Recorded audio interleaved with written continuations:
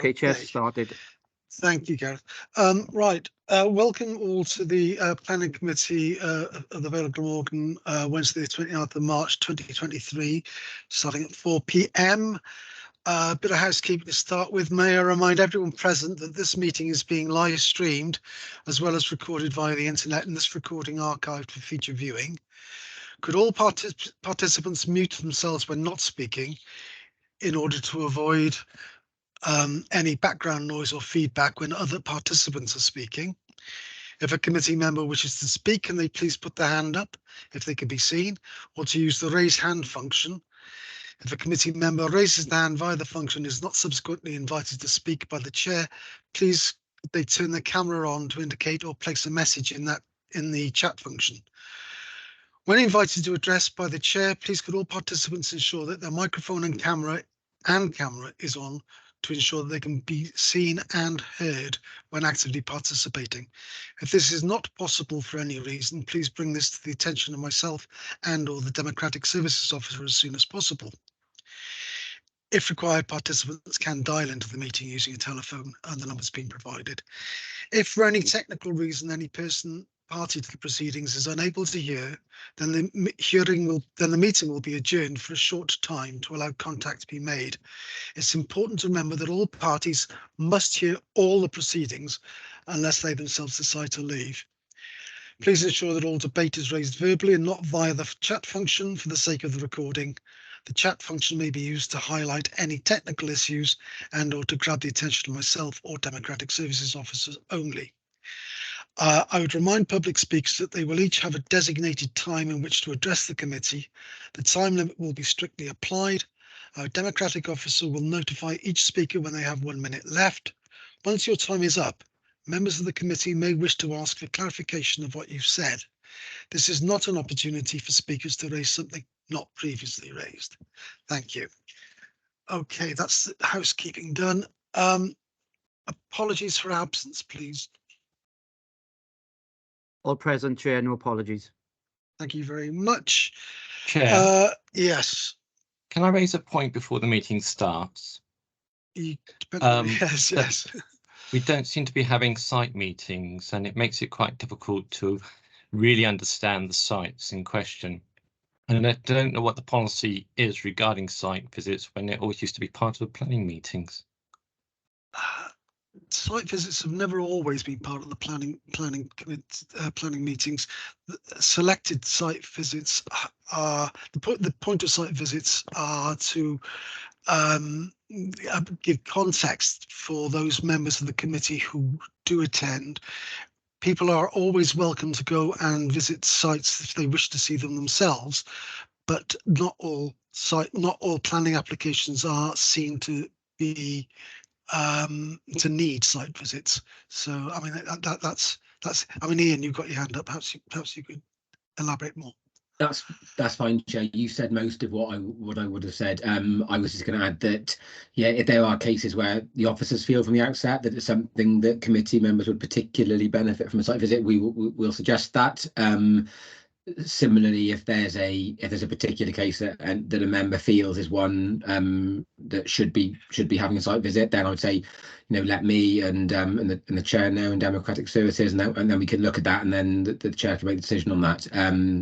Yeah, again, largely what you were going to say. It's never been the case that they haven't on all cases, but we are in a place now where post-COVID we can have them again in principle, as we did with Model Farm, I think, and the one in Bombleston. But I guess we probably ask members to be selective with the ones where they're most necessary to avoid kind of a really kind of hefty site visit schedule. Thanks, Chair. There you go. Is that okay, Councillor Champion? Yes, thank you, Chair. You're welcome. Right, moving on. We have the minutes of the meeting held on the 1st of March. Now, I know that it was hoped that we could get an email out relating to the deferred meeting, and I believe James was going to try and get that out to us. I'm not sure what the situation is because I've seen the email that he's proposing to send, but I don't know if it's been sent to everyone. It has. Everyone has seen. Everyone's had it. Thank you. That's fine. So, I mean, that email was self-explanatory about the deferred meeting, and whoever that is with their microphone on rather, could you please turn it off unless called on by me? Right. So the minutes of the meeting of the last meeting, can I sign them as a true record? Everyone agreed? Yes, Chair. I see no one with the hand up. That's fine. I can second that. Right. Now we get on to agenda item 3, declarations of interest. I need to declare on agenda item 4, land at Lower Cosmoston Farm. I've previously discussed the principle of an extension to Yscol Derry as a member of the Learning and Culture Scrutiny Committee a year or two ago, when I was a member of such, and I have discussed this with the monitoring officer, and I will be looking at this application with fresh eyes, and I'm therefore able to remain in this meeting and speak and vote. Hang on, let me get the list of people up and see who else. Sandra, you've got your hand up first. Thank you, Chair. I'll be declaring on the Yscol Derry application, as I was previously on Learning and Culture Scrutiny Committee where we discussed this. I'll be looking at this with fresh eyes. So thank you. Thank you. Next up is Mark Wilson. Councillor Wilson. Thank you very much, Chair. I will be declaring an interest. I got dispensation to speak and vote at this meeting, and I have got a relative at the school. All right. Councillor Gilligan is next up. Hi, thanks, Neil.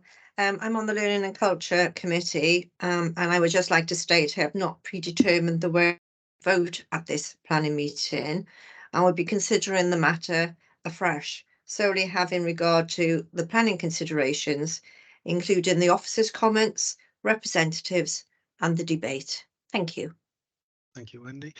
Councillor Payne. Thank you, Chair. I too am on the Learning and Culture Committee. So I'd like to declare on item 4, and I will look at this item with fresh eyes. Thank you. Thank you, Helen. Councillor Birch. I'd like to declare an interest. I'm the Cabinet Member for Education, therefore I have an interest in the land at Lower Cosmoston Farm Lavernock application. Thank you. Councillor Buckley.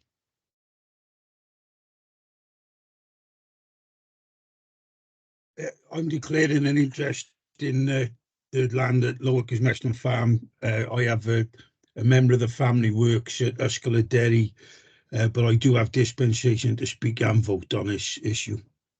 Thank you, Ian. And of the declarations I've got, Councillor Hodges, I think you might be the last. Thank you, Chairman. I am a member of the Learning and Culture Committee. I will speak and vote, and I have had no real say in this, so I'm happy to look at this with new eyes. Thank you. Thank you. Councillor Cope. Thank you. I'm a member of Dinas Powys Planning Committee. So I have discussed Sunbeams and the land south of Long Dock Hill before, but I will be looking at it afresh. Thank you very much. So before we move on, any other declarations? Anyone else on this committee have? No. Okay. Councillor Williams. Yeah, sorry, Chair. I'm just panicking now in case I need to declare an interest. I've seen the application of land at Lower Cosmoston Farm, Lavernock, the school. I'm sure I've seen it before, but it's, just in case I have, I'm mostly looking at it afresh because I can't remember that last conversation. So it's there you go. I've got just thought I'd declare that non-pecuniary interest. Thank you. Thank you, Eddie. Right. Right, moving on, then we come to the reports of the Head of Sustainable Development, agenda item 4, building regulation application. before we move on, actually, I'm planning to, or I've agreed to move a couple of the items around when we get to it. We have a number of speakers on agenda item 8, Sunbeams 1. So I'm proposing to bring that first when we get to that point. So now, building regulations, applications, and other building control matters determined by the head of sustainable development and delegated powers. This is for noting. No comment. Right, I mean, that's noted. Agenda item 5, planning applications determined by head of sustainable development and the delegated powers. Again, for noting. And again, I see no hands or comments, so that's noted. Agenda item 6, appeals. Now, Ian, please, Ian Robinson. Thanks, Chair. The report just provides details of one appeal that's been received, which relates to the conversion of a property in Barry on Morlow Street to from a dwelling to into 2 dwellings. Sorry. The issue there is actually the location of the property within a flood risk area. So that's an existing appeal. And the only other thing for noting on here is just the withdrawal of the appeal relating to 49 Ponsbridge Road. This is quite technical, so I won't go into all the very fine detail, but members may remember this one from a few months ago. This relates to the construction of a dormer and extension with a roof terrace at 49 Ponsbridge Road in Barry. It initially appeared that the dormer extension was not permitted development, but save for materials which don't match the existing roof, it appears the dormer may otherwise be permitted. There remains a breach there in terms of the roof terrace, but following some correspondence with PEDU, we feel that if we are going to seek to enforce there, we would probably wish to structure the actions, the steps required in the enforcement notice slightly differently. There is an ongoing dialogue with the applicant or the appellant relating to the use of the roof as a terrace and whether something smaller, as in a smaller balcony area, might be acceptable as opposed to use of a much larger roof terrace. If that conversation doesn't go anywhere in terms of an acceptable planning application, we would still be able to enforce. But how we would sort of frame the requirements on the notice will be slightly different. That's all I have to say, Chair. Okay, thank you for that. Any questions? Any comment? I see none. Moving on then, we've agenda item 7, trees. Again, this is for noting the delegated list.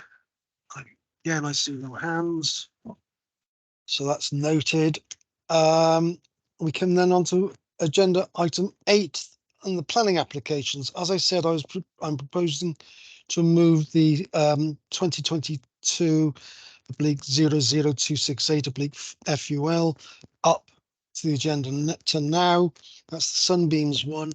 We have late reps on many of these applications. We have 4 speakers on this particular item.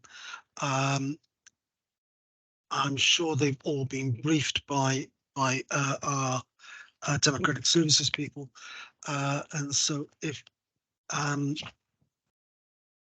think who's presenting this, Stephen? It's myself, Chairman. Yes. Yeah. If you can just sort of introduce it and I will indeed. Thank you very much. Thank you. Just share my screen.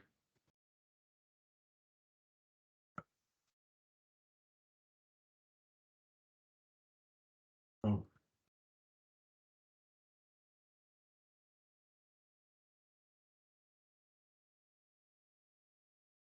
Sorry, can I just check that everybody can see the screen? Yeah. I have a bit of time up there, but bit concerned about it. So, so this application relates, in terms of its context, a 5-bedroom detached property which is located at the top of the Twinkin, which is within the settlement of Dinas Powys. There's some photos attached to the committee report which show the existing kind of Edwardian Victorian detached property in its current state. In terms of the site itself, I say it's located at the top of the Twinkin. There is a strip of land down the side of the western side of Sunbeams, which serves what is an extant development plot for 2 houses. Further to the west is what is a private drive which serves 3 detached dwellings. Lon Twin is a listed dwelling to the west. It's also worth noting that there's a public right-of-way that runs up this, what is effectively a private drive that terminates at the top of the Twinkin. So in terms of the proposals themselves, the application is for a change of use and extensions and alterations to create 4 flats. So in terms of the actual scale of what's being proposed, perhaps the main change from the front is that the existing ridge height and hipped roof will be removed, and the main roof will be increased from 7.8 meters to 8.4 meters, and then this sort of gable will be constructed with a sort of feature window at the front. As part of the scheme as well, they're looking to demolish the existing single-storey sunroom, dining room and entrance porch and replace with a 2-storey side extension and also a 2-storey rear extension. So the extension is proposed to span the full width of the main part of the original house, and it will also project 4.5 metres from the rear, and is proposed to match the height of the raised ridge. The side 2-storey extension is proposed to span the full width of the main part of the house and is 4 meters in width. An additional single-storey extension is also proposed to the side and the rear with a 2-storey side extension. So in addition to this, the scheme really proposes to kind of remodel the house, replacing existing windows with I believe they're grey or black aluminium windows. As part of the scheme, they're looking to provide a total of 6 parking spaces to the front of the site to serve the flats. As part of the scheme, they're proposing to widen the existing access. That will facilitate access and turning within the site. And following quite a long and protracted layout of the frontage of the site, vehicles can now enter, turn and leave in forward gear. So in terms of the proposal, we consider the proposal has acceptable impacts on neighbours, and in terms of visual amenity in respect of the scale of the alterations, the highway engineer is happy with the parking provision, and with the widened access, we feel that this actually provides an improvement in safety over the existing access. In terms of Section 106, no affordable housing provision has been asked for. This is following the submission of a viability report to say that the proposal would not be viable. However, there is still a Section 106 agreement. It is recommended for an appropriate review mechanism if the development is not practically completed within 2 years. Thank you, Chairman. Thank you, Stephen. Right, we move on to our speakers. As I say, we have 4 speakers on this. The first on my list is Mrs. Elizabeth Reid. Are you there, Mrs. Reid? Yes, I'm here. Thank you. You're right. Hello. You have 2 minutes to speak. The time will start when you start to speak. And as I said earlier, the Democratic officer will let you know when you've got a minute left. Okay. Can I start now? When you're ready. Thank you. In the current local plan, with no proposed amendment, in the revised plan, it states 1 parking space is required for every single new bedroom in new builds, and visitor space for every 5 units. And provision must be made for wider spaces for those disabled, and none of these guidelines have been followed. There are some 26 vehicles egressing onto the pinch point of this junction, and then on one side of the Twinkin junction is a single width lane on which a heavy milk lorry charges up and down it every single day. There is also no street parking provision possible as required due to the location on the bend, and the nearest place street parking is possible is King's Ride, offering extremely limited provision and not in view of the development. Also, there has been no consideration given to the unique character of the road as being full of individual detached houses and not full of flats. And that's me done. Thank you. Thank you for being brief. You should just stay on camera a moment in case any member of the committee has any points of clarification they would raise. See no hands. In that case, thank you, Mrs. Reid. You can go off camera now. Oh, hang on, Councillor Champion, you have your hand up. Sorry, Chair, I was having difficulties raising my hand. This is saying a milk tanker, is that going to a farm? Or? Yes, at the top of the lane, at this Pinch Point junction, there is a farm, a milking farm at the top of the road, and the milk lorry goes up and down twice every single day. It is a very big truck. There is no room for even a person on that lane, let alone another vehicle, because you have to literally jump into the hedge if he's going past you. And he's up and down there twice every day. He comes right around that bend at extreme speeds because, of course, they're always under pressure for time and money. And there's no way he would be able to stop to go around a parked vehicle anywhere on that junction or to avoid somebody. Okay, thank you for that. Councillor Payne, you have your hand up. Hi, just a point of clarification really on this 1 bedroom, 1 parking space thing. Is that a thing? I think Councillor Stephen Butler will address that when thank you. when we move on. Where it came from in your local development plan, which is still the adopted plan up until 26, it states quite clearly that that is what is expected of new builds. It also, in your plan that you're looking at to revise it, makes no mention of amending that. Thank you. Councillor Wilson, you've got your hand up. Was this I got a hand up because members of the planning committee are putting things in the chat. I just want a warning from the chair over this matter.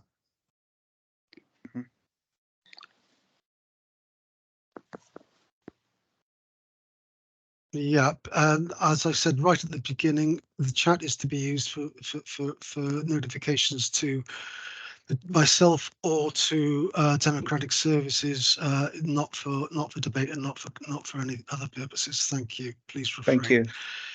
Thank you, Councillor Wilson. Right, in that case, I don't think there are any further points of clarification. Mrs. Reid, thank you for your time. And, thank you very much indeed. Thank you. Bye-bye. Moving on, we have Mrs. Melanie Brooks. Are you there, Melanie? Mrs. Brooks? I am indeed. Good afternoon. Hey, man.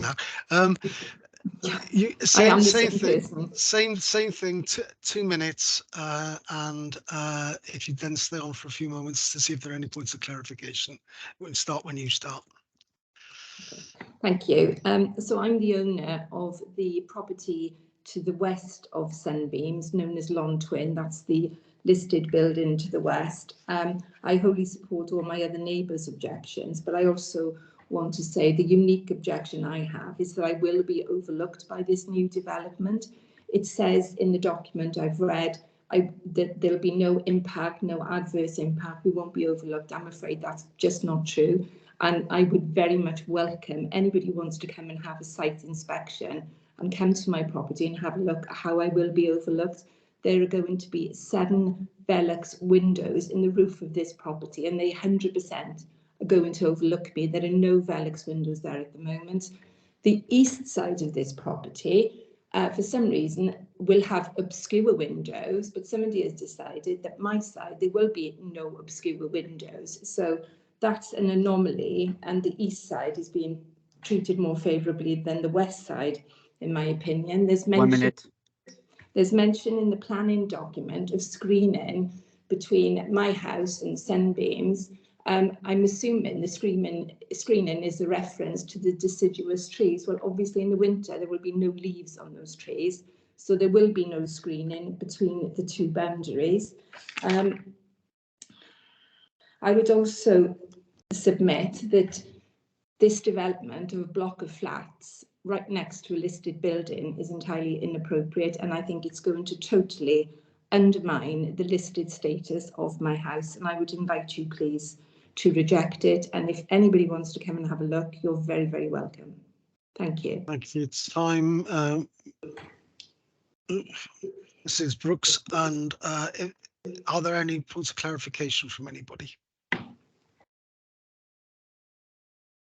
I see no hands up, and I don't see anybody scrambling to do it.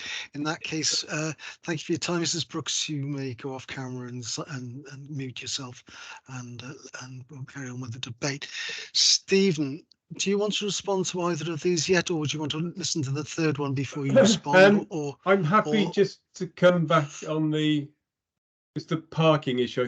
I'm sure it'll be it'll come up again, but I'm happy just to go over that.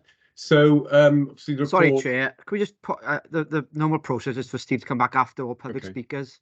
All right, yeah, it's just I was conscious there are a number of public speakers. I wanted to know whether he wants to come back after each one or whether after all four. There is a right. In that case, no, we'll carry on then. Adrian Holcomb is our next speaker. Mr. Holcomb.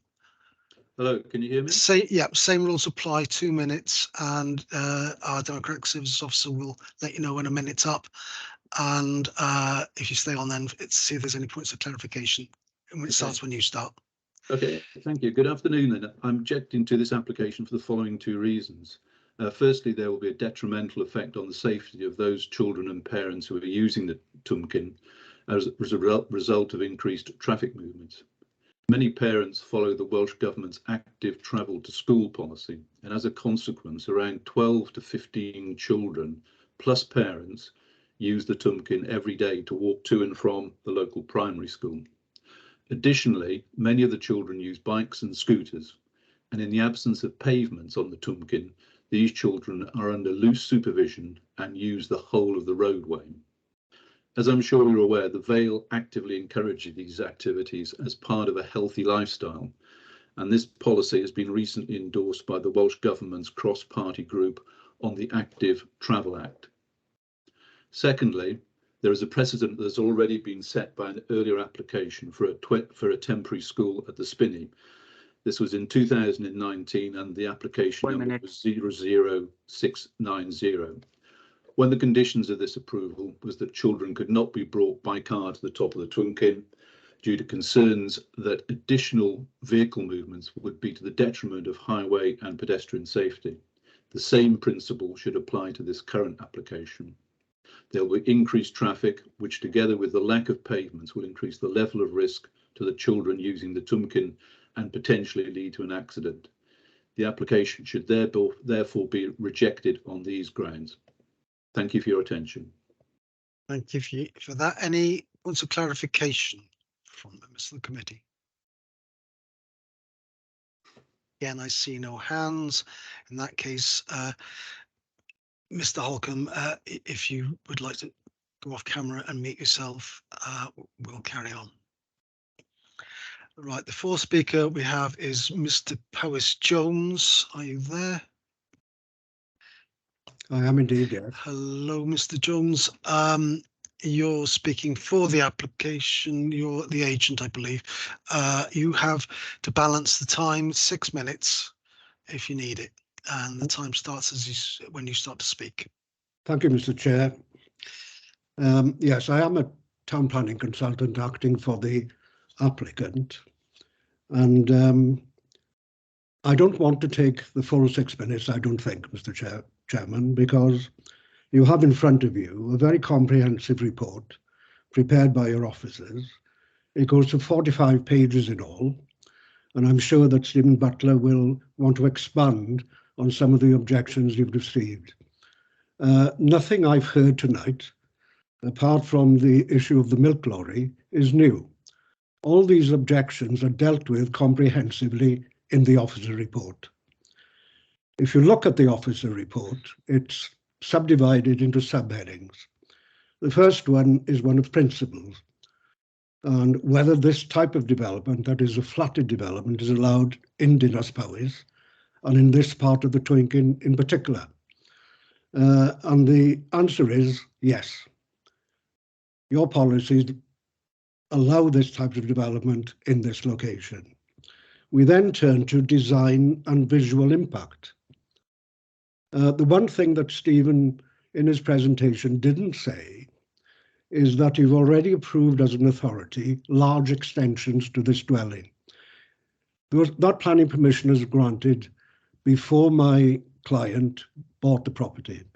There is a comparison drawing in the officer report, but the extension being proposed now are just minimally larger than that which you've already approved. The third subheading is amenity considerations. Amenity considerations in relation to future occupants of the flats, in relation to size of amenity space, etc. That is satisfied. All your policies are satisfied there and your guidance is satisfied there. And in respect of neighbouring amenities, including the amenity of Lôn Twyn, which I appreciate, it is a listed building and it deserves special consideration. That has been taken into account by your officers. Turning now to highways, which is the last of the main issues, highways, parking and access. Stephen has alluded to the fact that the applicant was asked several times to amend his proposals. And the only reasons why they were amended was to satisfy your highways officer. Your highways officer has, may I say, and I use this word advisedly, very pernickety on this application, knowing the nature of the objections that you've received. And what has been proposed, therefore, fully satisfies your highway officers on your standards, if I may say so. So in conclusion, I'd like to deal with a specific objection raised by one of the objectors. I think, I'm not sure if it was a Mrs. or Ms. Reid, but in relation to the milk lorry.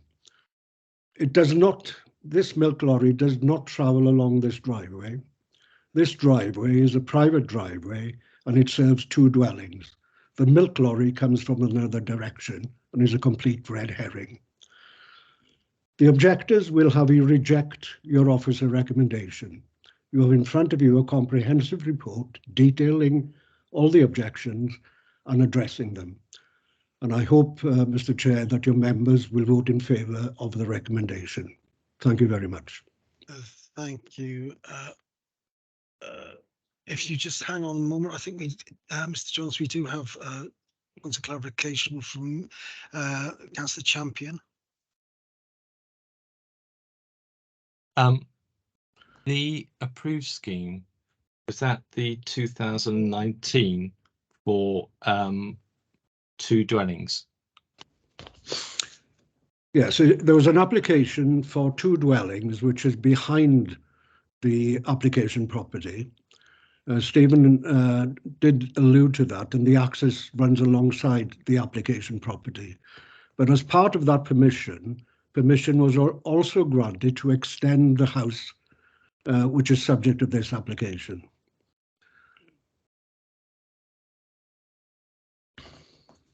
There you go. I think Stephen's put it up for you to look at. Yes. So, yeah. Sorry, just not to interject at this point, but yes. So this is the layout shown. We see this. Just worth noting, this is an extant planning permission for development. The two detached houses at the back. As part of that same application, were quite significant extensions and alterations, which I think Mr. Jones has referenced in his.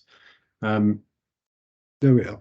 In his commentary. This is actually the non-material amendment, and the originally approved scheme was actually larger. The NMA has reduced the scale of the development, but very much, quite a significant remodelling of the existing house, quite marked changes to its character. So, as has been quite clearly set out in the report, precedent is there for quite significant extensions and alterations, particularly along the side and at the back of the property, except less so at the front in the case of the current application, but certainly to the rear and the side.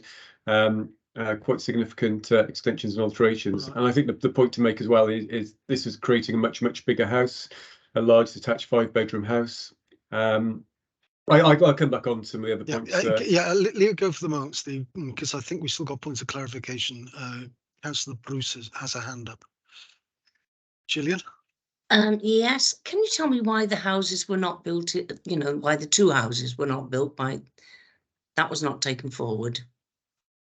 I can, that land is not in the ownership of my client. He's tried to buy the land on the two houses, but he finds the land too expensive. So that land is still being marketed. What he has done is to buy this house from the chap who got the original planning permission. The chap who got the original planning permission lives next door and is now one of the objectors. Having got planning permission himself, he now objects to this development. Thank you very much. Are there any other points of clarification? Thank you, Julian. Are there any other points of clarification? Right, we'll move on. Firstly, Stephen, do you want to respond to any of the comments that we've had? Thank you, Chairman. If I could just come back on the parking, highway, traffic related matters, which I think all of the objectors have referenced. So just to start off in terms of parking, you know, we discussed parking a significant number of times at a planning committee, particularly on sites within settlements. So as we said, this site is within settlement. So what we've got to look at is current national guidance. So Planning Policy Wales, in particular Future Wales, the constant drive and message coming from those national policy documents is to promote alternative modes of transport, active travel routes, etc. So there's a real drive in not providing parking spaces or in providing a reduced number of parking spaces. The parking standards SPG is relatively recent. That has now, which 2019 that came out. Now that sets out what are called maximum standards.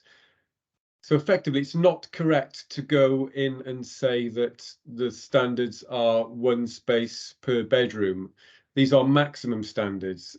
So the starting point really is to look at the site, look at the location of the site, look at the connectivity of the site and the ability to access public transport and walking routes.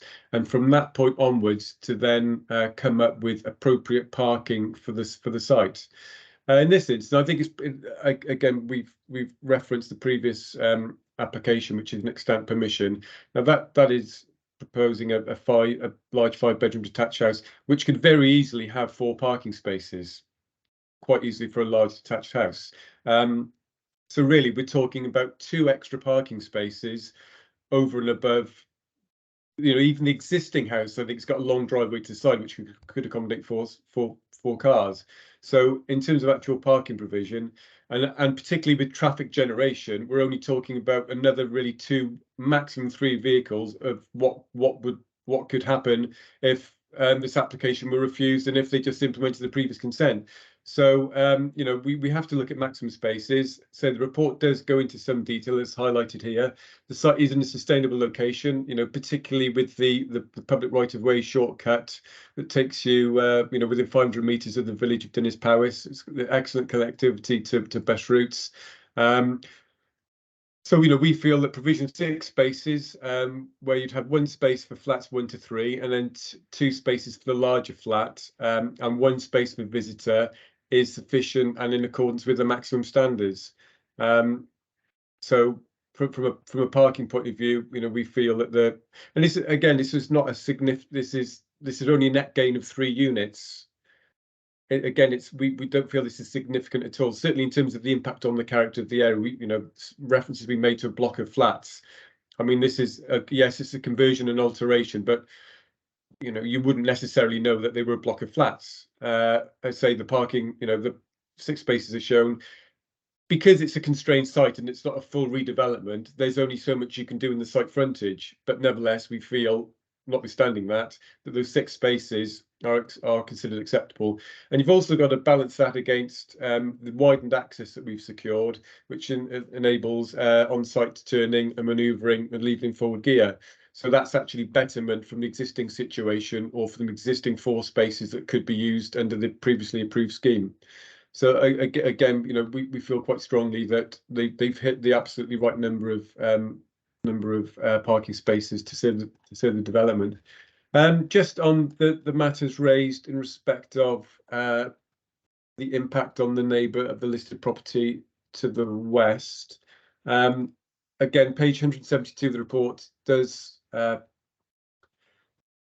obviously does address that, but it is worth stating that that the actual property itself, and that's the side elevation, not the garden, is 16 metres away from the boundary with Llonwyn to the west, and is actually 47 metres from the dwelling itself.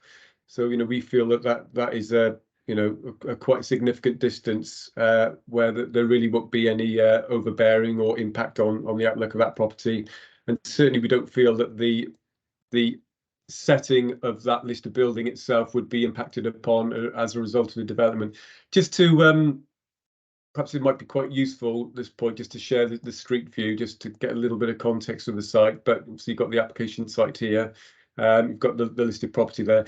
The images do slightly distort on street view, so it's not a accurate representation, but I think this is quite a good shot that shows so firstly you've got the access down the side of the property to serve the two houses at the back. Then you've got a separate access to serve the three houses at the back, and this is then the access of Llonwyn, the listed building to the west. So again, just to pick up on this issue of the milk lorry, I believe it comes from the farm via Belleville Lane. As Mr. Jones has said, the lorry would swing around here and go down to the bottom of Twinken, and the actual application site itself and the access is located some distance away. And again, we're not advocating any on-street parking. There are 6 spaces, which we think is more than adequate. But if there were to be need for parking one car somewhere, then not that we'd want parking on the grass verge, but there's this is effectively a private drive, so this is not part of the public highway. So again, we feel that there's not those concerns raised in respect of traffic and conflict with vehicles, particularly given that the size of the existing dwelling, the extent planning permission, and the fact that we're only talking about a net gain of 3 additional units. I can happy to come back on any more questions from members. Thanks, Chairman. Right, we've got hands going up. So first hand up is Councillor Champion. Charles? On page 158, it sort of shows 2 entrances, but I think the one on the left is for the possible new builds at the back. Page 158. Yes, I understand. Kelly's at page 158. I'll find it. Yeah, that's correct. I mean, the plans, the plans are absolutely accurate, and in fact, we've gone back many times. One thing with this application is we need to ensure that we've safeguarded that access to ensure that the site at the rear can actually be delivered. Notwithstanding the fact that that land in any case is not the applicant's, so we're satisfied that boundary is correct. Yeah, but where it's got the word Sunbee, I see it would have said Sunbeams. That is actually land that is going to be serving the property at the back. So you've got this kind of series of private drives, effectively. Well, I'm not quite sure where that bit of drive is sort of coloured in as if it's part of this development, because it's obviously not.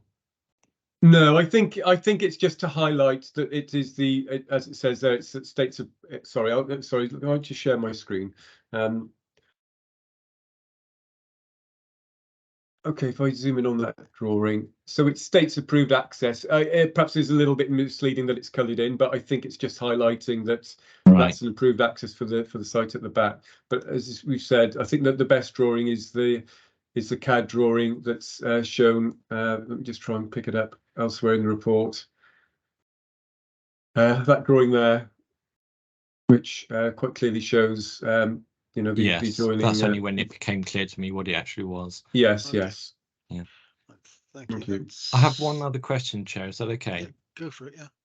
I'm just wondering about amenity space for families. Are you content with that? Yes, obviously. Page 173 considers the amenity space. Well, I think from the report, just looking at quick, I think even the shared amenity space itself would be large enough to serve all of the flats, let alone there's I believe there's 2 the ground floor flats are going to have their own dedicated amenity space, and then the 2 other flats will have shared provision. So actually there's arguably I guess over provision, so we're more than happy with that.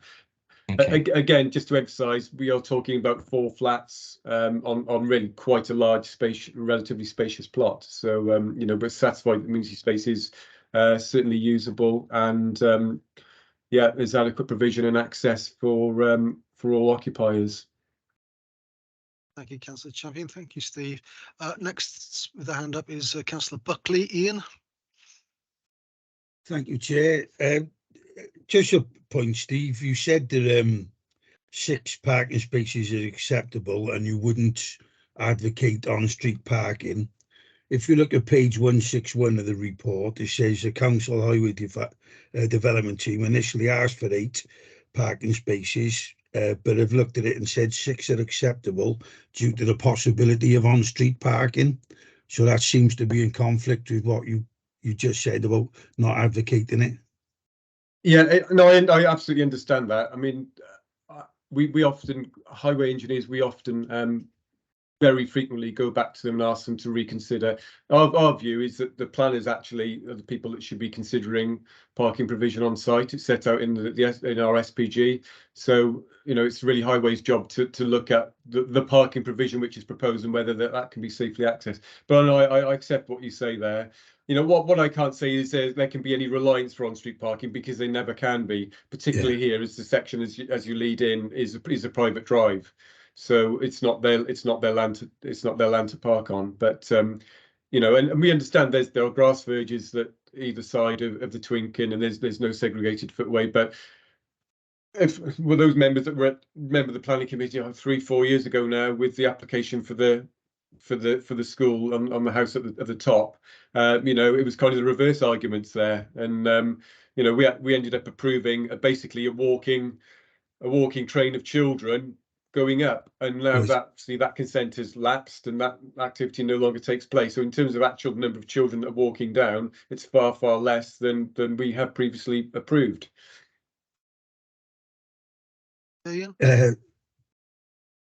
So you wouldn't be against the on-street parking then, is it? I can't. I'm not saying I'm not against it, but the simple fact is we are satisfied that 6 spaces will be adequate, sufficient in respect of the general. You know, I can't really comment on I know, I certainly know what you're saying about highways intimating that there is, you know, some flexibility of on-street. It's difficult because we don't want the grass verges parked on either. Yeah. See, I believe they're adopted grass verges, so there's issues of damaging those verges, but. Yeah, but even if you can't park on the Twinken, there's ample parking on Brickway Road if someone needs to park nearby. Thank you. Thank you. Thank you, Councillor Buckley. Councillor Perry, you're up next. Ian. Here I come. Sorry. Yeah, I'm just looking at that. We've talked in recent meetings about street scene, and I look at the windows and the front elevation with that big huge thing up in the sky. Doesn't seem in proportion and doesn't seem to fit with the street scene. And then there's the other elevation where you've got the 8 windows, which just seems to be a little bit overkill on windows, even though I think it's great to have lots of light. But I'm going to quickly come back down to the parking and again the street scene and the suggestion that people perhaps should park on the grass verge. Now, we are actively trying to discourage parking on the footway, and similarly, we're trying to discourage people parking on grass verges because of the damage they do. And yet we've just heard today, well, there's not enough parking spaces. There's obviously clearly limited on-street parking. If I go and visit a friend, I'm not going to park 2 roads away. I will try and park outside the house. So there will be parking on the road. And it has been suggested that that parking provision will be provided by the grass verge in this meeting. And I'm sorry, no one should be suggesting anyone parks on grass verges. We should appreciate and value grass verges and not be parking on them. And it's great to see that the Vale Glamorgan Council is planting verges, because we actually, in some parts of the council, appreciate nature and verges. And of course, the existing property, although you may not be able to leave the property in a forward gear, we are to enable people to leave in a forward gear, paving over quite a considerable amount of ground when we have a climate emergency, nature emergency, and we're trying to minimize the amount of hard landscaping. So this actually increases it. And if you could put all your parking off the road directly, great, because you need to minimize your amount of hard landscaping, whereas this seems to maximize it, and that's seen now as a benefit because you can leave in forward gear. So in terms of street scene and changing roof lines and putting too many windows in and excessive parking. I'm a little bit dubious that it may be that our policies are perhaps out of date if it's saying that that is okay at the moment. Thank you. Thank you, Councillor Perry. Do you want to come back on that now, Steve? Yeah, or do you want sorry, to yeah, listen to just Councillor sorry. Ernest first? I'm happy just to come back on the come back then, yeah. On the just on the design issue. You know, as I think I suggested when I introduced the application, you know, there is quite a marked change. You know, we do accept, obviously, you've got this raised ridge and a relatively dominant gable, but you know, there is a variety. There are a variety of dwellings along the Twinkin. For example, this house, which I think has had a relatively recent sort of makeover, has introduced, you know, quite a similar feature window in the gable. You know, we certainly understand that this property is at the top of the road. Although actually, when you look at it from down the road, due to its offset, it's not so readily apparent that perhaps as apparent as people think it is. So you know, we're happy with the design. I mean, you know, there is a real mix of dwellings in the area. I mean, there's, you know, 1980s relatively modern sort of shallow roof you know, gables, and there is a real mix. So you know, we have had revisions on the design, but we feel the design that's presented to us is acceptable. Just to go back to the parking on the verges, you know, we are not advocating parking on the verges at all. Quite simply from our point of view, we feel that the parking provision provided is acceptable provision.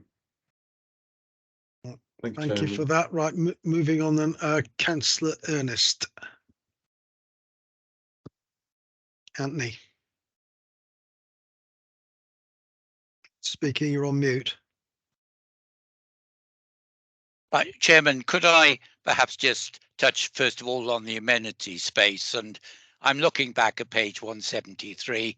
I appreciate that one of my colleagues has discussed this and Stephen has responded, but it's quite clear that there is shared amenity space. That phrase comes up a couple of times, and yet we say this would more than meet the required provision for 4 number 2 bedroom properties. Now, to me, amenity space is a very important part of any application, not necessarily just this one, applications in general. We know these days that many of the dwellings and blocks of flats that are built are deficient in amenity space. They're generally also deficient in parking areas, but I won't touch on that. That's already been covered.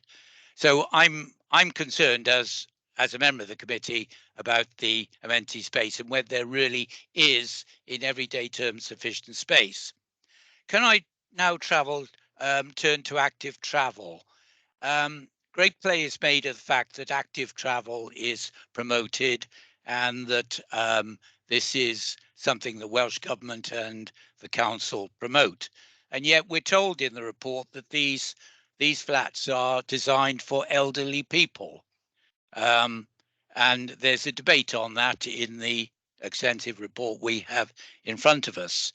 The bus routes are in fact running through the square at Dinas Powys, which is probably well over a quarter of a mile, if not a third of a mile away from the applicant's property. And so if we have elderly people living there, which apparently is the wish of the developer, there would be a third of a mile walk for the people who would take up these properties. So I'm not sure that active travel and close availability of bus routes are necessarily one and the same. And lastly, Chairman, I'd like to touch on the development costs. The applicant states that there will only be a profit margin of being 4 to 5%. That's quoted on page 181 of the report. We're told the gross development cost will be getting on for £1.7 billion. The properties would sell between 375,000 and £500,000, and yet there would only be a margin of 4 to 5%. And I'm wondering exactly how many developers would work on a margin of 4 to 5% in this day and age, with building costs rising substantially, as we all know. So for that reason, Chairman, I'm against the development, and I intend to vote against it if we do go to a vote. Thank you, Chairman. Thank you, Councillor Ernest. Thank you, Anthony. Do you want to come back on any of that, Stephen?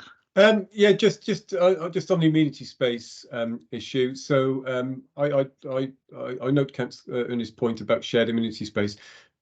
When we use the word shared amenity space, please don't think that it's by way of any compromise. The SPG accepts that for flatted development that the provision is shared. Now it's virtually impossible to have a flatted block where you actually got private amenity space for flats, because they're in multi-blocks. So in this case, actually 2 of the ground floor flats have got private amenity space, and the remainder of the 2 flats is shared.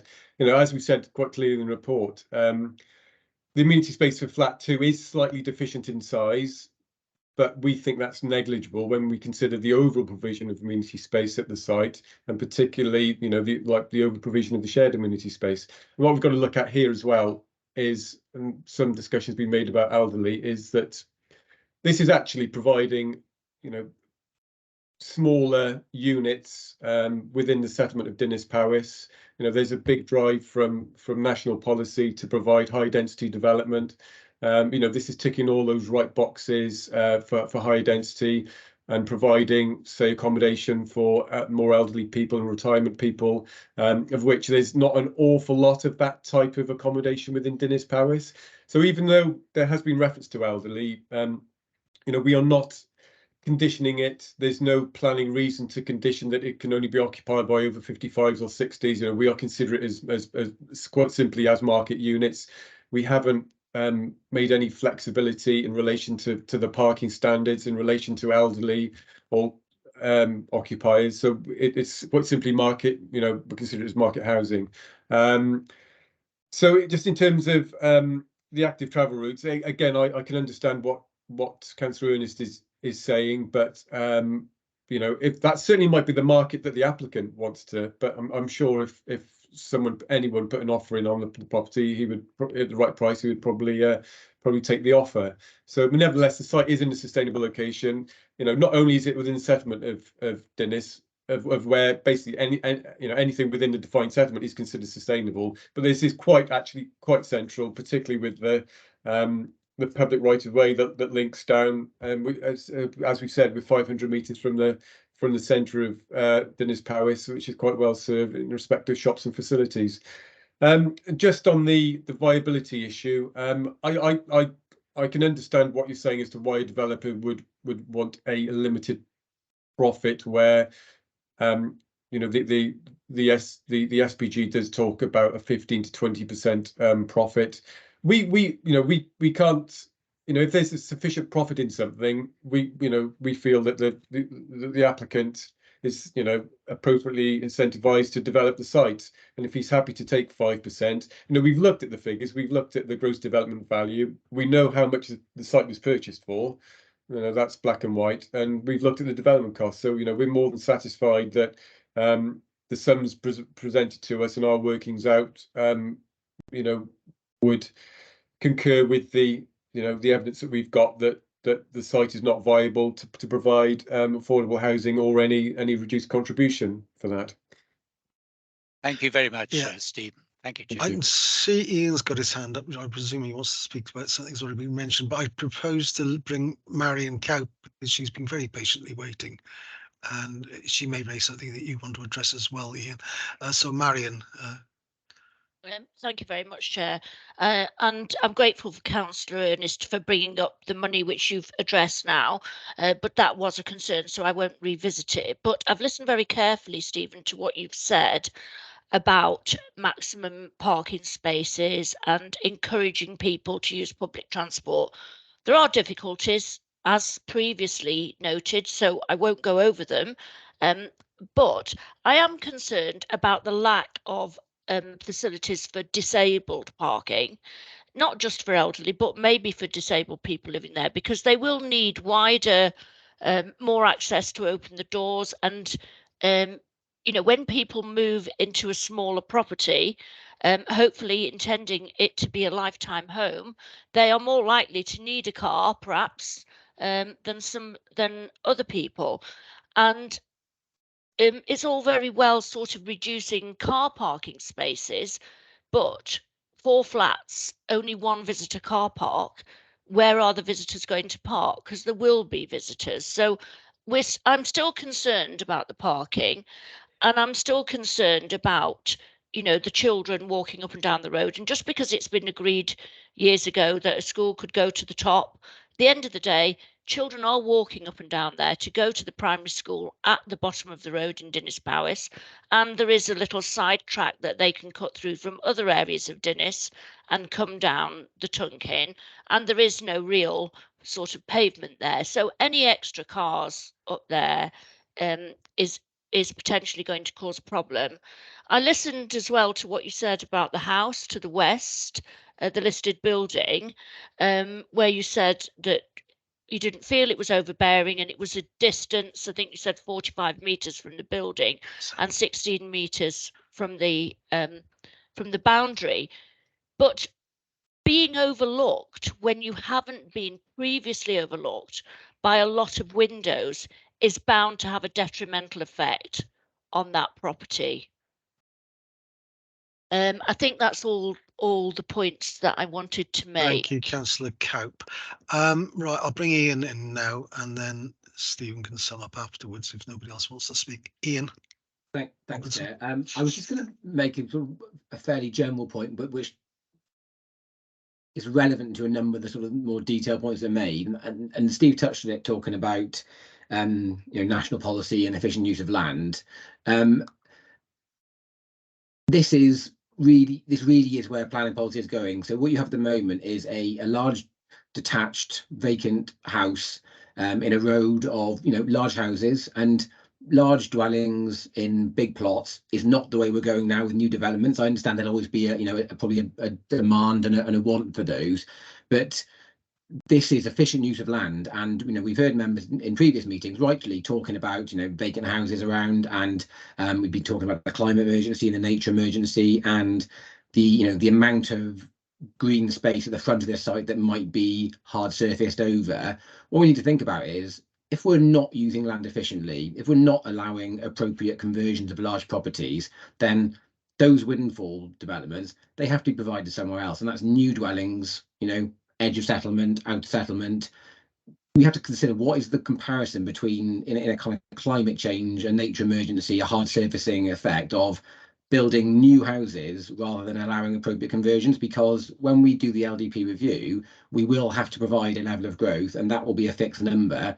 And the more windfall developments that are provided in appropriate, you know, urban locations, close to facilities, sustainable places, every dwelling approved in a conversion like this is that same number less new dwellings you have to build. So, you know, the 2 dwellings at the back and 3 in the conversion, that's 5 houses that don't need to be built on a greenfield site. You know, that's the principles of planning policy where we are now. It's about efficient use of land, efficient use of buildings, and yes, there are some knock-on effects like a bit more parking, a bit more hard servicing, a few more windows, but that, in my opinion, needs to be considered in the context of what providing that same number of units would mean on a fresh site.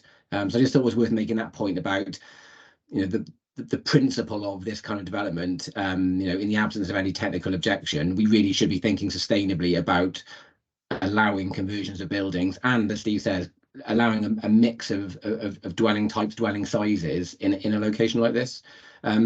I'll just touch on a couple of the issues Councillor Cope raised. In terms of overlooking, I understand that when you live in a context where you have a particularly high level of privacy, then introducing new windows into that may feel like an invasion of privacy, and it's, you know, obviously for the person that lives there to kind of feel how they feel about that. But planning policy doesn't protect sort of super levels of privacy, if you like. You know, the distances involved here are well in excess of what our amenity standards require. So to refuse something on privacy when we are kind of 5 to 6 meters difference from a boundary at the front with a drive, and 20 plus meters further than the standards require for windows to dwellings, you know, it's not even close to being on where we would regard as unacceptable for overlooking. That's probably what I have to say on that, Chair. Thanks. Thank you, Ian. Councillor Wilson, you've got your hand up. Yes, Chair. Thank you very much for allowing me to speak. I'd just like to support this application. I think it's a very good application, to be quite honest. And I've listened to the arguments on the other side very much. And although obviously, you know, people don't like change, I think it's an application about that largely. And to be honest, you know, as the officer rightly said, here we've got limited supply of housing around. As you know, in the Vale Glamorgan, we've got several thousands of people on the housing waiting list. And to be honest, creating more residential properties, irrespective of what they are, will create more and more supply of housing. And we need to be thinking about that almost everywhere in the Vale Glamorgan. And I think there's enough amenity space on this site and enough movements around. And I would also like to formally support this application. I'd like to move that. You're moving officer's recommendations. Thank you. Yes, I am. Thank you. Yeah. Right. I'll formally second that then. Now, Stephen, do you want to sum up or? I think we've had quite a good debate. Just picking up on Councillor Coutts' comments regarding disabled spaces, I certainly understand where she's coming from. So the parking, it's one of these issues where it's basically because it's on private land. It's not something that the highway, even though there are disabled standards set out in the SPG, a development of this size, you know, private development wouldn't. It's almost up to the applicant really to put those spaces in. But nevertheless, there are spaces at the end of either bay which could accommodate, which would have space around them to accommodate kind of side access. There's the same sort of layout that you would find in a supermarket disabled space, with an area at the back and an area to the side. So again, ultimately, that parking layout is down really to the management and arrangement between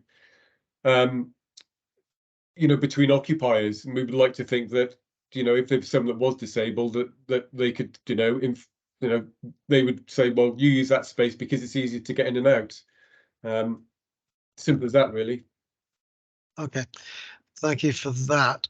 In that case, there being no other sort of hands and nothing else, I think we've had indication that people are going to vote against as well. Perhaps Gareth, you can run a vote for us, please. Certainly, Chair. Okay, so this is for approving the application. Can I start off with Councillor Bruce? Are you for or against the application? Against. Okay, Councillor Buckley, are you for or against the application? Councillor Buckley? In light of the officer's answers, I'm for. Okay, thank you. Councillor Cave, are you for or against the application? I'm against. Okay, Councillor Champion, are you for or against the application? For. Okay, Councillor Camp, are you for or against the application? Against. Okay, Councillor Drake, are you for or against the application? For officer's recommendation. Okay, Councillor Ernest, are you for or against the application? Against the application. Okay, Councillor Gilligan, are you for or against the application? For. Councillor Hodges, are you for or against? Against. Councillor Johnson, are you for or against the application? I have been against. Okay, Councillor Payne, are you for or against the application? For officer's recommendation. Councillor Perks, are you for or against the application? For the application. Councillor Perry, are you for or against the application? Against. Councillor Stallard, are you for or against the application? Obliged, for. Councillor Thomas, are you for or against the application? For. Councillor Williams, are you for or against the application? For the officer's recommendations. And Councillor Wilson, are you for or against the application? For the application. Okay, Chair, that's 10 for and 7 against. That's what I make it to. Thank you very much, all. That's carried. That's supported. And moving on, then we move back moving on, we move back to the former railway sidings, Fault of the Millennium Barry, application 2020/00775/OUT. And I think, Ian, you're presenting on this. That's right, Chair. Thank you. Here we go. Thanks, Chair. So this is an application on 1.6 hectares of land formerly used as railway sidings between For the Millennium and the railway line. The plan I hope I'm showing now shows the location of it. We see in the plan. We can see that, yeah, we can see that. Right, okay, fine. So that's the roundabout there that takes you under the railway bridge into the bottom of Vere Street, and the council's dock office is to the kind of to the southwest below this. As it happens, the majority of the site is actually technically outside the settlement boundary, and the settlement boundary runs tight along the housing to the north of the site. But that's not to change the fact that it still kind of lies within the context of the generally the built up area of the town. So not sort of green countryside in the way that we normally think of the word countryside. The section of the site that actually lies to the northeast of the railway, of where the road crosses under, that actually is within the settlement. This is an outline application for up to 56 affordable units proposed by an affordable housing provider. It's outlined except for access and scale. So the application does seek approval of the point of access into the site and the kind of the height of the buildings, which would be up to 12 metres in height. The layout shown on the plans is purely indicative, just to show how you might fit 56 units in here. I'll just say at this point, while it comes to me, that the application was initially, I believe, for 90 plus units. So there's been quite a lot of amendment and scaling back of the aspirations of the applicant in terms of what the site can accommodate. So we're down to 56 now, but that layout there is just indicative and is not, to infer that's what the development would necessarily look like at the end.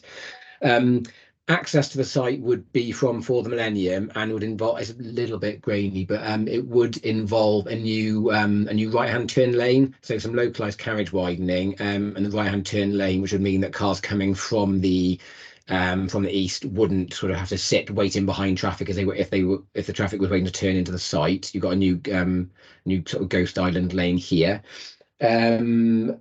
Ecological enhancements would be contained in the eastern part of the site here. The latest local market housing assessment shows a need for 1,205 affordable units per year, and it shows a need for 403 in the ward of Castleland.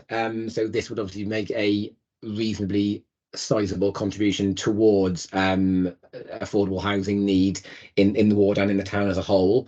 Members will note at the end of the report that there is a section 106 agreement proposed, which contains a number of contributions based on 31 units. That takes into account the council's policy on not seeking contributions on wholly affordable housing developments for the first 25 units. So those are set out. It's about 80-odd thousand pounds towards education, 70-odd thousand towards transport, which could accommodate bus stops, which are required by condition on For the Millennium. A percentage for art, 54,000 towards public open space, and just under 40,000 towards community facilities. The way the recommendation has been set out is to confer that if this were not one of the council's 4 partner registered social landlords providing this development, the section 106 would be based on the full 56 units. So I think we've covered this probably in previous meetings, but just again, for the avoidance of doubt for members, the not seeking section 106 on the first 25 affordable units only applies to council housing and developments by Newydd, Wales and West, United Welsh and Hafod. So the recommendation notes that if it were a different affordable housing provider taking it on, they would be required to sign up to a legal agreement of greater proportions. I'll leave it there for now, Chair, and happy to answer any questions. Thank you, Ian. We've got one registered speaker on this, and I've also got an indication from Democratic that any councillors who are not members of this committee at the moment who may wish to speak, could you indicate now? Pam and Sandra, both members of the committee. So it's members of it's councillors who are not members of the committee I'm looking for. No, there are none. In that case, we'll go to the speaker, who is Mr. Michael Rees. Sorry, Chair, I think Councillor Payne had just put her hand up. Councillor Payne, I thought Councillor Payne was a member of the... I am a member. Yeah, she's a member of the committee. The three who've got their hands up, Councillor Drake, Councillor Perks and Councillor Payne, are all members of the committee. If they'd like to put their hands down, because we've got a speaker first.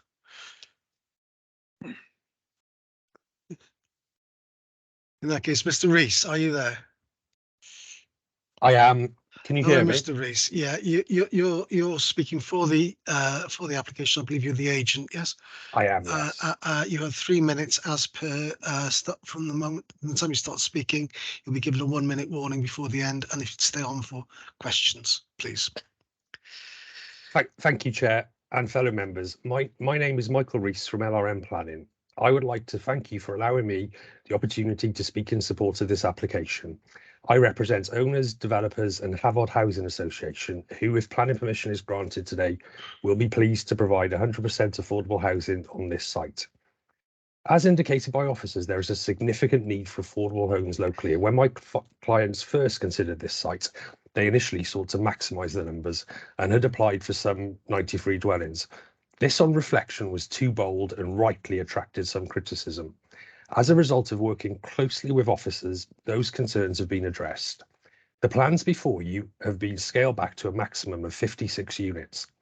The proposed buildings are virtually invisible from key viewpoints into the site, and a new protected right turning lane introduced at the junction. When the Welsh Government set out its criteria for the future selection of brownfield sites, their aim was to focus on previously developed land in sustainable locations, well served by local amenities and public transport, and in particular railway stations. It was as though this policy had been written specifically with sites such as this in mind. Havod should, I think, be commended for their interest in this brownfield site and for their determination to work with stakeholders to overcome the issues raised. They deserve further credit for seeking to achieve an exemplar site with dwellings that will achieve carbon net zero and be very economical to heat. The route to where we have been now has been a long one, and I would note that whilst I've been a planning consultant working in South Wales for more than 20 years, your officers are without doubt amongst the most diligent and their attention to detail commendable. You can rightly be proud and take comfort in the work that they do, even if on times they make my life rather more difficult than I would like. For example, officers required a very detailed approach towards the outline proposals to ensure that the scheme could achieve a high standard of accommodation of living and living. As a result, scale is now set as a condition of any permission. We have drilled down into detail in respect of noise, drainage, ecology and landscape to ensure these can all be addressed thoroughly. For instance, we have over 30 square metres of open space per person on site, excluding private gardens and balconies. And our clients are strongly of the view that the public art contribution is an opportunity to pay homage to Barry's Link, and this site in particular to the work of Di Woodham in salvaging over 300 steam engines. In addition to the Section 106 contributions, officers required 2 new bus stops on a road not currently served by a bus route, but in anticipation of improvements to the network that are currently being planned. The project has technical approval for grant funding from the Welsh Government, such that an approval today would shortly be followed by the delivery of a mixture of new homes fully supported by the Wales Housing Officer. We are delighted that we have reached a position that is acceptable to your officers, and I would respectfully ask you to support their decision. Thank you very much. Yeah, thank you. That's it. Right. Any points of clarification, please, from members of the committee? I see no hands. Ian, Councillor Stallard, is that a point of clarification? Yes, sorry. It's just a question really about something I read in the report, and I paraphrase, but my understanding was that the kind of instinctive place to put pedestrian access was on the east of the site, but there was some engineering reasons why that wasn't possible. I was just wondering if these were, insurmountable, or whether there was some way of providing pedestrian access in the kind of logical not direction that people might want to go. Sorry if it's not the right time. That's a point raised on the report rather than a point on what Mr. Rees has said. So it's not really a point of clarification, but I'm sure that we can ask Ian to address that when we get back to him. Sorry. No, you're right. It can be kind of confusing. Mr. Rees, in that case, I see no other hands up, in which case, thank you very much for your time. And you can go off camera and mute yourself and we'll continue with the debate. Ian, do you want to step in now or shall I ask for contributions? Yeah, that's fine, Chair, thanks. It's really to do with the levels, the bank, how steep it is, and the presence of trees. So it just can't be properly accommodated. To get up to the change in levels would be, if you imagine based on what would be acceptable gradients, it would be a significant zigzag at best. I'm not even sure that would be possible to achieve, but it would be a huge land take at best. So yeah, regrettably it can't be provided, but we're of the view that the pedestrian route from the main access is still, reasonable and not too long to reach Cadoxton. It's a good question, I think. Right, I had 3 hands up before all this. If any other members of the committee now want to join in, Helen Payne, your hand has come up first. Thank you, Chair. So I think this one's for Ian, and there were a few things really. One was the cycle path. Obviously, the cycle path runs down there. I want to know what happens to that route and the entry onto For the Millennium, because I do occasionally use that cycle path. Also, the trees. Obviously, there's lots and lots of trees. What will happen to the trees with the build? Will they be replaced? And my other issue is around flooding. I know from experience, that's my end of town, that there have been issues along that road with flooding, and it would be at the point of the entrance. So those are kind of things: cycle path, trees and flooding. Thank you. Thank you. Do you want to reply to that now, Ian, or would you want to hear some more? Yeah, that's fine. So there's a condition, I was trying to find the number of it, there's a condition on the permission relating to engineering details at the entrance. It would, the cycle route would need to cross over the access to the site, but that can be designed in a way that accommodates it. It's not unusual for cycle paths to have to cross junctions. We just make sure that the engineering and the way it's laid out facilitates it properly. In terms of trees, the vast majority will be staying. There would be some minor tree loss, but there'll be room for those to be replaced within a landscaping scheme, a ratio of 2 to 1, in the same way that our SPG normally requires. And in terms of flood risk, the site itself isn't at high flood risk. The kind of the engineering details that we get in for the site access would be required to kind of show how how surface water drainage will be dealt with across the site access, but the development itself into the site wouldn't be at in one of the higher risk flood categories. Okay, thank you. Thank you. Next up is Councillor Drake. Pam. Yes. As stated in the report, I responded in August 2020 to the initial consultation and again in January 2021, following the amendments of the scheme, which I was very grateful for. Whilst I totally agree with the urgent need for social housing, I did have some concerns. And my main concern was the access to the site, exit and access, on a well-used single carriageway. And I've seen from the Highways Department, they've put forward that a ghost island is installed. Could somebody explain what this will involve? Would it mean a widening of the road? Would that be quite a costly exercise? And also regarding bus transport, as it stands at the moment, we don't have any bus routes along there. And if it does happen and bus shelters are installed near the site, crossings would be needed in order for passengers to cross the roads. Well, what kind of crossings could be installed for a safe crossing? That's all I want to know. Thank you. Okay.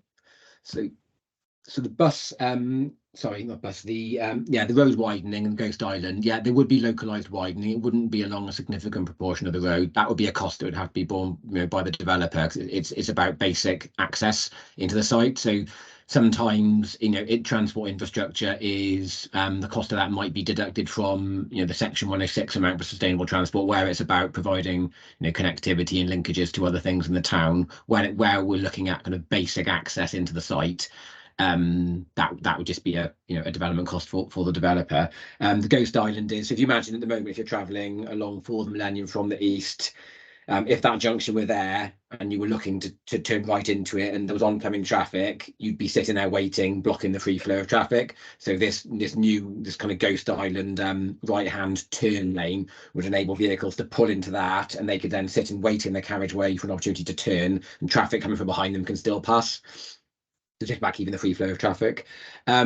The highways engineer spent some time looking at the issue of the bus stops with the case officer, because, as Mr. Rees mentioned, there's the transport interchange being provided at the dock office. There is going to be increased potential and a more appropriate need for kind of buses potentially to link along here.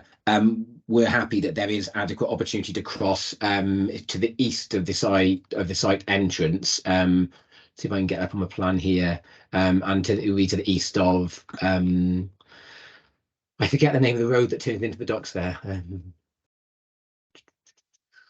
If I bring up, if I share my screen a moment here,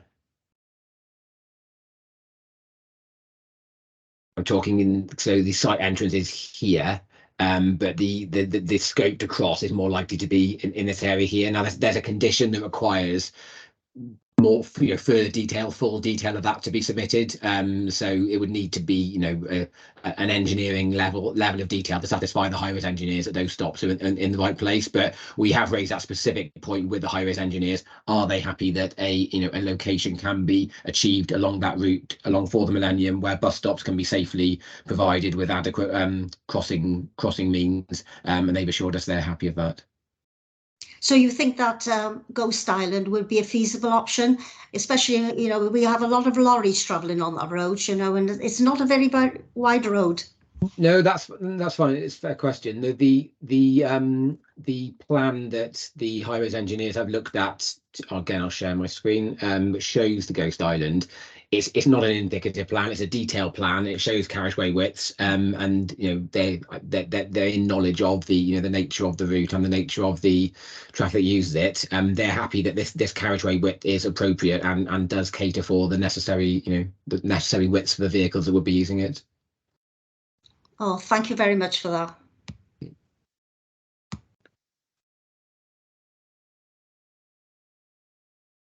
Thank you, Pam. Sandra, you're next. Councillor Perks. Thank you, Chair. I just wanted to ask Ian about the noise report that's on there. It talks a little bit about the orientation of the properties to sort of have the bedrooms at the back where the railway is and stuff like that. So even though the plans that we have are just indicative plans, would it be something that the housing association, that we would be recommending to them that they orientate the houses so that is sort of something for the bedrooms being at the back of the property? Also, I wondered about sort of the windows that these houses will have.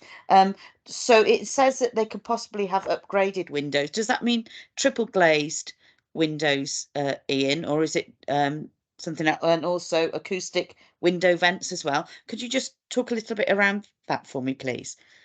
Yeah, sure. So in terms of my notes here, yes, there's no reason why they couldn't orientate the dwellings appropriately to deal with that.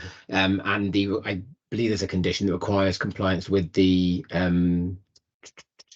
issues in the noise. Here you go, I'm just looking for it here. There we go. There's condition 6 and 7. So condition 6 says no development to take place until further details of the noise mitigation measures to be installed based upon a revised report has been submitted. And then there's a requirement for sound testing as well. Now that can only really take place when in conjunction with kind of the design of and layout of the development. So, depending on where the dwellings are, where the certain rooms are, proximity to different boundaries of the site, that will dictate the exact modelling of the noise impact. So that's something the applicant will need to do alongside designing their layout. They're aware of those requirements, and they submitted a noise report with the app. So I would say they're perfectly happy that those can be achieved. I think the noise report showed that traffic noise on For the Millennium is more the issue potentially with the site than the railway line. So that's why having habitable room windows close to the railway line is better than the reverse. I think it's fair to say this is not a perfect site in terms of the context and the potential constraints. And yeah, in an absolutely ideal world, you might not have dwellings with a relatively busy road and a railway line in close proximity, but nevertheless, the development can still be achieved with maintaining the required and adequate level of amenity.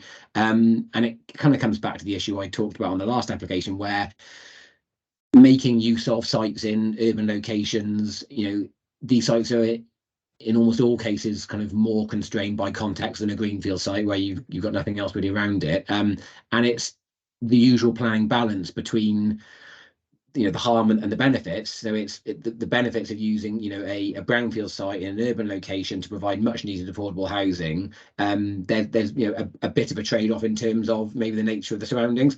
That's not to say that we would recommend approval for something where the living conditions were fundamentally unacceptable, because that that wouldn't be right regardless of the need to make use of brownfield land. But in this case, the technical consultees have said yes, you can achieve an acceptable level. So it's just it's a bit of a quirky site. It's not necessarily land that somebody would know was there and had the scope to be developed. But a lot of work has gone into demonstrating that it can be done in an acceptable way. Oh, thank you very much, Ian. Thanks, Ken. All right, thank you. That's the Perks. Next hand up is Councillor Buckley. Ian. Thank you, Chair, and thank you, Ian. You've already answered 2 of my questions. The only one, the other point I got, it says in the report that the Health and Safety Executive have put part of this site on the outer zone due to the chemical works, but I see that they haven't raised an objection. But there is mention of ground contamination, namely arsenic. And I just wanted a bit of further clarification on, would they have to say how they're going to deal with that before the stuff went ahead or before we granted planning permission? I can't remember the page, sorry. No, that's fine. I'm just trying to find this specific condition. I know there's a contamination condition here. Bear with me, I'll find it now. Yeah, so conditions 20, 21, 22, 23, 24 all relate to contamination, and 25. They're quite common on developments now. Our SOS team are kind of really hot on these kinds of conditions. Yeah, there needs to be a remediation scheme and a verification plan submitted prior to, I'm trying to find the trigger for you. I think it's prior to commencement of development. So it's not something that we need to have a detail of prior to the decision on the application, but it is still a very onerous trigger. It's prior to commencement of development. Certainly not the kind of thing we would ever want to do prior to occupation of the dwellings. You wouldn't want to have a development built and then get looking for what you've got under the site. But yeah, there are some pretty belt and braces contamination conditions on the consent. Thank you very much. On the recommendation, I should say, sorry. Yeah, thank you. Okay, thank you, Ian. And thank you, Ian. Right, next hand up is Councillor Champion. I think you're muted, Charles. No, yeah, I got there eventually. Will the blue area on the plan, which is sort of set aside for the play area and the drainage and the ecological, will that be sort of planned out more during the next application, as it were? Well, not application, but conditions. That's fine. Bear with me. Sorry, I've closed down the photos. Oh no, here they are. I thought I closed down the plans and photos on my computer. I'm just trying to get the plan to hand so I can share it and we can make sure we're talking about the same thing. Page 31. Okay, I'm looking at. I'll look at it on the report. Oh, that's on the report. Sorry. Yeah, that's fine. That's fine. I can look at it there. Right, so the blue area is supposed to be set aside for ecology. So in terms of open space and play, that would be accommodated in the remainder of the site. And drainage. Sorry. And drainage. In the blue, yeah, sorry, but I was saying that's not designed to be the area where play would take place. I was going to try and get the drainage engineer's comments up for us. As with, and this will, I'm sure, will be a conversation point on the application to come into Llandock. Since the inception of the SAB process, we don't need to, well, even before that, but we don't need to know the absolute detail of the drainage scheme prior to determination. As long as the drainage engineers are happy that the principle of what needs to happen can be accommodated within the site, they will generally say no objection and leave the detail of the drainage to the SAB process. So I wouldn't ordinarily expect a scheme of this type, all in outline bar, with access and a scale, to have details of the drainage set out now, but the drainage engineers are happy that the site can deal with surface water drainage in the way it needs to. Fine, okay, but the play area and all that, I just wondered there be any more detail on that. There will at reserved matter stage, but not now. But no, I'm not saying now. No, I just want in the future. Yeah, if for argument's sake the applicant was seeking to provide drainage in an area which was also needed for play, they would need to demonstrate with kind of modelling that wasn't going to be a fundamentally wet area, and it could still kind of function as dual purpose. But we have reservations about formal play areas overlapping with with drainage. But yeah, that would certainly be a core detail of a reserved matters application. Thank you, Chair. Okay. Thank you, Charles. Thank you, Ian. And last hand up, I think, is Councillor Hodges. Oh no, we've got another one just come up. Nick. Yes, thank you, Chairman. I've seen the reports, obviously, and I remember the previous attempt at this scheme. All this talk really of transport, crossings, and access, I think goes to prove that this is a strange, isolated site. I noticed going through the paperwork that the previous opposition by Barry Town Council was in, and I appreciate this is an amended scheme, but it doesn't seem that this amended scheme has gone back to them. That seems to happen quite a lot with town and community councils, I think, where a scheme is put forward, they fundamentally object, and then the scheme doesn't seem to come back if and when it's amended. For the Millennium is now effectively the major road in Barry. It's not only for people going to the hugely opened up waterfront and Barry Island and the town itself, and even for people visiting our own offices. But this is a major trunk road, and to build this scheme in this area by a railway line and by a major road, I think goes to show that we are starting as a council to really scratch around for sites in Barry.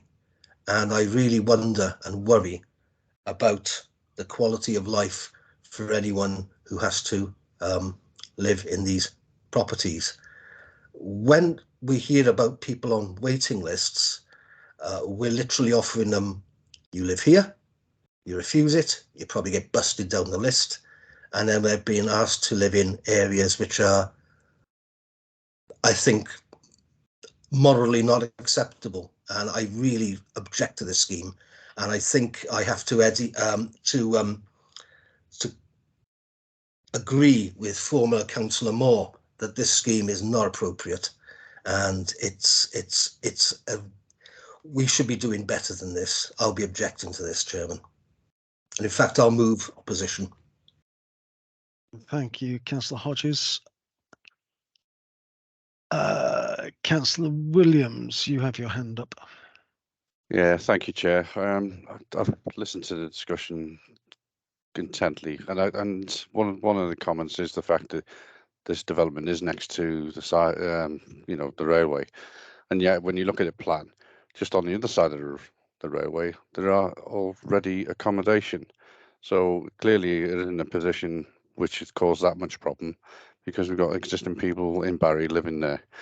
I recognise that the previous application was refused, and I agreed at the time it was because of overdevelopment, the number of properties expected on that site, and this revised plan has taken that into consideration. So with all the other discussions we've had, and I recognise that we've talked about this main road, and that was a concern for me. We're obviously going to put, you know, we've got the highways people that have considered that, and there are going to be mitigations for that. So, and obviously with the island for the traffic, then I'm in a position where I would like to move officers' recommendations. And can't take that at the moment, Eddie, as we already have a motion to reject. Yeah, we don't have a seconder for that then. We Chair, don't then yet have a seconder yeah. for that, no. But the next hand up is Councillor Ian Johnson, which I think might well be doing that. But thank you, Councillor Eddie. Ian Johnson. Thank you, Chair. And yes, I mean, good anticipation that I'll be seconding Councillor Hodges. I think fundamentally for me, the issue with this application is the site, which is something which is isolated from Barry. There's a reason this area wasn't within the town settlement, and similarly there's lots of the properties that back on to the other side of the railway are not necessarily ones that you would automatically go for.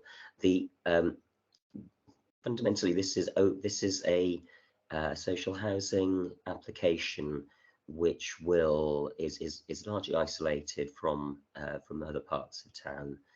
It comes out of Fourth Millennium. This is a change to Fourth Millennium, because by introducing crossings on this stretch of road, you're changing the sort of the nature of that from the junction at Vere Street down to the junction with dock offices.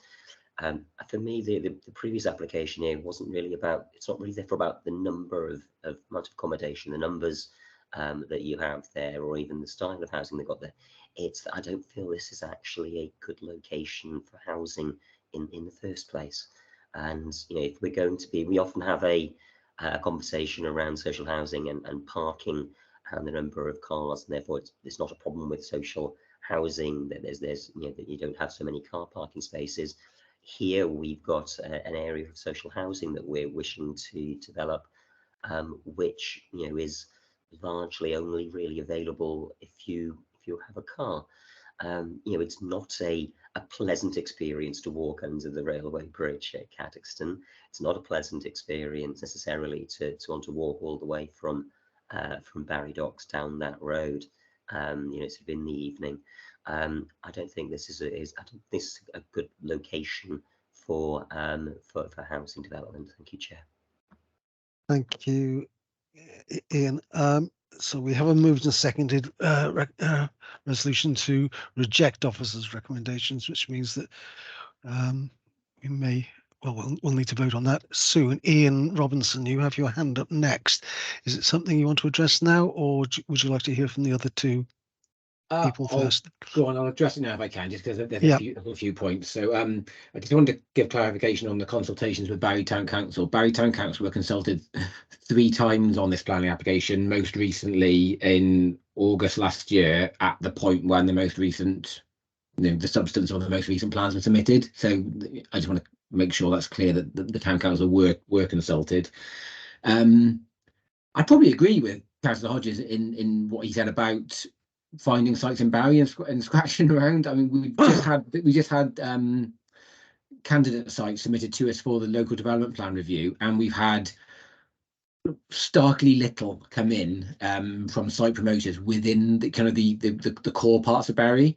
The parts of the town where affordable housing need is greatest, the parts which contain potentially the previously developed land, which is what planning policy says we should be developing on. So yeah, there's not a great deal out there. So to meet housing needs, if we're, as per what I said earlier, if we're not able to develop within our settlements, we're looking at going to the outer parts of our settlements, which really are not so well connected to services and things that people need on a day-to-day basis. for me, that's just extra reason why, although it might not be the perfect site, that's extra reason why this is an acceptable site, because where else in Barry are we going to find our affordable housing? And I want to emphasise that that's not at all costs. If the living conditions aren't acceptable, then we don't recommend approval. But we don't have any objection from a technical consultee here, and it does stack up as an acceptable site in our opinion. So I think that's just the relative absence of sites in Barry is very material to that. I don't think it's isolated. It's 300 or so meters, I think, from the railway the tunnel under the bridge, and then you're under the bridge and you're at a retail centre in Cadoxton. That's closer to, I know Vere Street is not the Vere Street it was. There's still a relatively high amount going on there in terms of services you get next to residential areas. The distance from this site to Vere Street and to a lot of employment sites, it's a lot closer than most houses in Barry are to the same level of kind of services and employment opportunities. I don't really see that you would need the car to function here. Cadoxton train station is, I would imagine, I haven't measured it, probably less than a kilometre's walk. So it really is a sustainable site. Yeah, I think that probably covers the point. So I'm happy to come back on more points if they're raised, but I wanted to just address those while they were fresh in the mind. Looking at the hands up, I'm sure there'll be more points raised. Councillor Wilson. Yeah, thank you very much. And obviously very concerned about the points that are made, but I think you also need to balance it. And I think if you look on page 34, it looks at the need of housing in the Castle Land ward. And there's a great need for housing in this area. And I really feel that, we got to reach a balance in terms of this application. And the thing is, it's driven by a very well-known and very good housing association here who take issue, and I take issue of anyone who opposes that, because really this housing association has got a good reputation. And I feel it'll be well-managed development and things will be looked after. And I know we got excellent local members there as well. So really, I like to support this application. I think, given what Ian was saying about the lack of available sites in the Barry area, and bear in mind, we've got to remember that Barry is the biggest population of any centre in the Vale Glamorgan. And we got to remember there's a huge demand in this area for housing. So I like to support it on those grounds. So thank you. Thank you, Councillor Wilson. Councillor Perry is the next hand up. Ian? Oh yeah, I am back. Yeah, it's a road that I know well. It's a very, very busy road. And yes, there is railway noise and trains are annoyingly noisy at times and disturb sleep. And there are health and well-being problems associated with both noise from railways and from the roads. The road is particularly noisy. There's a lot of heavy traffic on that road, and it's also got a 40-mile-an-hour speed limit. Now, some of the unintended consequences might be that you then have to reduce the speed limit following new Welsh Government guidance to 20 miles an hour, and that's perhaps not being discussed. And yeah, although 20 is plenty and great, sometimes we need to perhaps go a little bit quicker. And that is an unintended consequence that hasn't sort of been discussed today. We're having more people crossing the road with crossings, with bus stops. Then you've got to start reconsidering the speed limit on that section of road.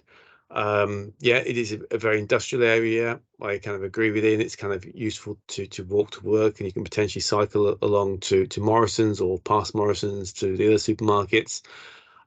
So yes, it is kind of in some ways located well, but you are between two sources of noise, and there are the unintended consequences of developing this site with the new junction onto what is an incredibly busy road. And I go to Cardiff Road, and it is car after lorry after truck after van after lorry after, it just goes on. Yeah, and I wouldn't want to live close to that road. Thank you. Thank you, Councillor Perry. Ian, do you want to come back on that, or we have Councillor Payne's hand up as well? Nope. In that case, Helen, if you were. Thank you. So it is a really busy area. I do walk there. I do walk under the bridge. And there's existing housing there. It's becoming quite a vibrant place. I don't see that it's too far away from anything, really. I walk under there with my dog quite regularly. The tunnel's quite busy during the day. There's lots of new stuff on Cardiff Road as well. There's existing housing to the left of the tunnel. So we need affordable housing. It's not far from my own house. So I'm in support of this application, really. That's kind of what I wanted to say, that, you know, it's something we need. I had considered the site and, you know, the road and everything, but we've got all along the railway line, we have housing in Barry. It's kind of, you know, I quite like it. I live close to it, so I'm supporting it. Thank you, Helen. I see no other hands up.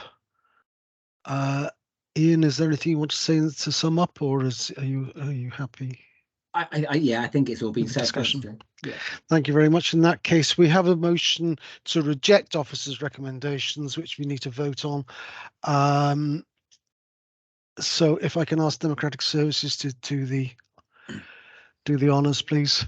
So, Okay, Chair, sorry, have we got a clear reason for refusal set out before we start voting on it?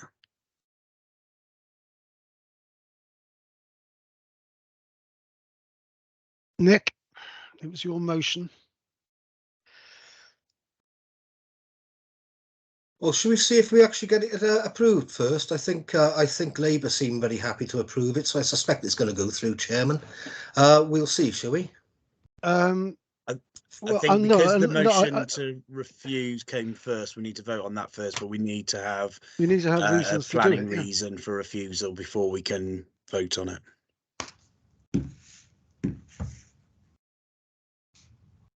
Outside the settlement line, inappropriate site, isolated site, detriment of human rights, noisy site, dangerous site. Okay, those would be, or Do you want some I more? Mean, no. Those could well be good planning reasons for refusal. However, we do need to, you know, as James said, we do need to express those before we vote, before we know what we're voting on. In that case, given those things, those reasons, that's what we're proposing to vote on. Is that okay, James? Yeah, I just wondered whether Ian wanted to kind of consider sort of, I know we've done before where just sort of consider adding some wording around them. I can do. There was quite a lot of reasons given then. So to put all of those things into words would take some time. Also, while I'm happy to do that, do we want to have the vote and then see after that? If the vote goes against, then Ian can put that into context for the rejection. Councillor Perry, you have your hand up. We're going to a vote. Why? Yeah, just very quick to add to what Nick said. There's the 7 ways of working in the health and well-being of residents who potentially could live there. Right. Okay. In that case, moving on to a vote. Democratic, if you could please do that, Gareth. Okay, Chair. Yep. Okay, Councillor Bruce, are you for or against refusal?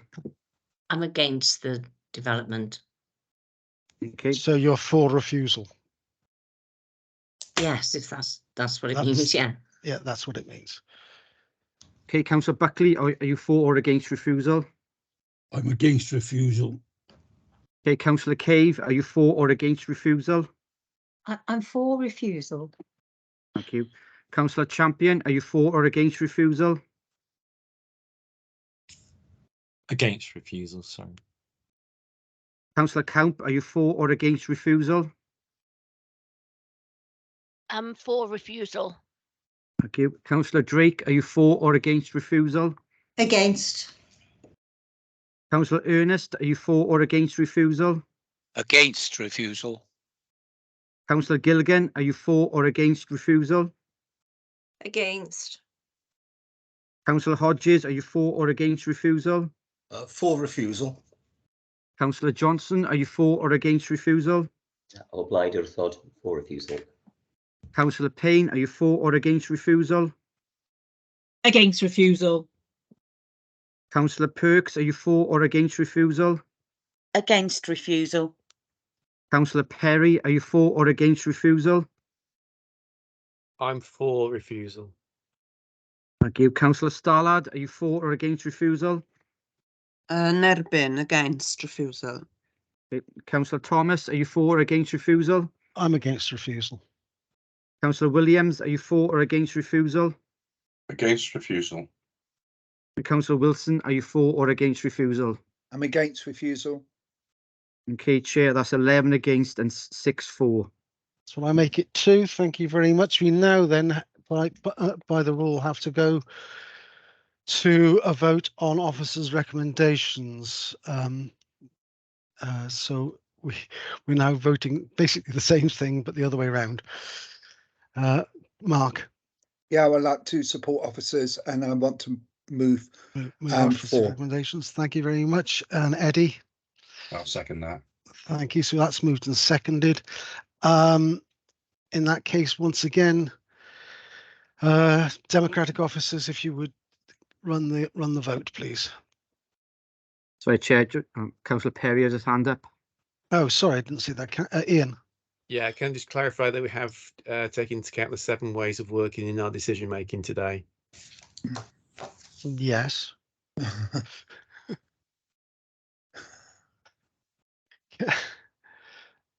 Yeah, move to the vote, please. Okay, thank you, Chair.